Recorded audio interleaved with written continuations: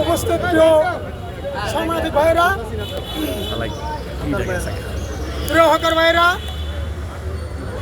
আমরা দীর্ঘদিন গত 13 তারিখ থেকে আজকে 5 তারিখ পর্যন্ত প্রতিদিন আমাদের দাবি দেওয়ার অংশ হিসেবে কর্মসূচি শান্তিপূর্ণভাবে পালন করে যাচ্ছি। আমরা গত 20 তারিখে সিটি কর্পোরেশনের প্রশাসক মহোদয়ের নিকট স্মারকলিপি দিয়েছি, এমপি মহোদয়ের কাছে দিয়েছি, জেলা প্রশাসক দিয়েছি, কিন্তু সেই স্মারকলিপিতে তারা আমাদেরকে কোনো সারা শব্দ দেয় নাই। তার পরিপ্রেক্ষিতে দীর্ঘদিন আমরা প্রতিদিনই কর্মসূচি চলতেছে, আন্দোলন মিটিং চলতেছে, কিন্তু তারা যে আমাদেরকে উচ্ছেদ করছে তারা আমাদের কোনো খোঁজ খবর নেয় নাই। আমরা কিভাবে আছি? একটা কর্মজীবী মানুষ কর্মহীন হয়ে পড়লে তার সংসারে কী অবস্থা, কি বেহাল দশা হয়ে পড়ে, যার করেছে সেই জানে। আমাদের অর্ধহারে অনাহারে দিন যাপন করতে আসছি, আমরা মানবতার ফেরেল হয়ে যাচ্ছি।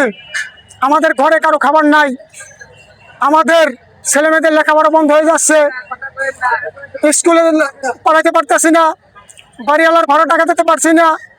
আমরা কিস্তিতে টাকা আনে, সুদের টাকা আনে, লোনের টাকা আনে, সামান্য পুঁজি নিয়ে রাস্তায় দাঁড়িয়ে ব্যবসা করি। বিকাল 5টা থেকে সন্ধ্যা রাত 8টা-10টা পর্যন্ত, 9টা-10 পর্যন্ত করি। কিন্তু তার পরিস্থিতিতে যদি একটা কর্মজীবী মানুষকে কর্মহীন করে দেওয়া হয়, তাহলে তার অবস্থা কোথায় গিয়ে দাঁড়ায়? আমি আপনাদের কাছে প্রশ্ন রাখতে চাই, সাংবাদিক ভাইরা, এই উত্তরটা আপনারা দেবেন। যারা প্রতিনিধি আছে তারা আমাদেরকে তুলে দিয়েছে। মাননীয় প্রধানমন্ত্রী বলেছে যে তাদের পাশাপাশি দ্রুত কর্মসংস্থান করবেন।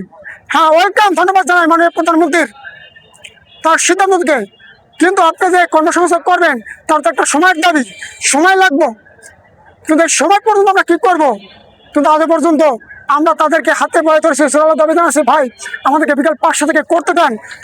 অত্যন্ত আমাদের ছেলে মেয়ের দিকে তাকাইয়া হলো আমাদের বিকাল 5টা থেকে আমরা সুন্দর নারায়ণগঞ্জ নগর যেমন সুন্দর আপনারা চান, আমি একদম বাসিন্দা হিসাবে চাই। যদি আমি এখানে ভাড়া থাকতে পারি, কিন্তু আমার একটা স্বাচ্ছন্দ্য পরিবেশ, গরম পরিবেশ প্রয়োজন। সেই ক্ষেত্রে আমি সমস্ত হকার ভাইদেরকে নিয়ে যেই বিশৃঙ্খলা ছিল সেটা আমি ঠিক করে দেবো। মেইন সড়কে কোনো হকার থাকবে না, হকার দোকান যদি বড় থাকে আমি সেটা শুরু করে দেবো, যেন জনগণ নির্বিঘ্নে চলাচল করতে পারে। আমি তাদেরকে সাথে নিয়ে কাজ করবো। যদি আমি এই সিদ্ধান্ত করতে না পারি, এটা যদি পরিবেশ পরিচ্ছন্ন না করতে পারি, তাহলে আমি এটার নেতৃত্ব ছেড়ে দেবো হকার পক্ষ থেকে। কিন্তু সর্বত্র সহযোগ করবো প্রশাসন এবং আমার সিটি কর্পোরেশন যদি আমাকে থাকে, আমি সার্বিক তাদের সহযোগ করবো। এই পরিষ্কার পরিচ্ছন্ন নগরবাসীকে সুন্দর করে হাঁটতে পারে, হকারের যানজট যাতে হকার যেন যানজট না হয় সেই ব্যবস্থা আমি করবো।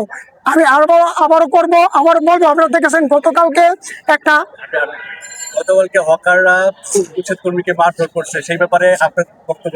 আমার বক্তব্য, আমার হকার ভাইরা কোনো মারধর করতে পারে না।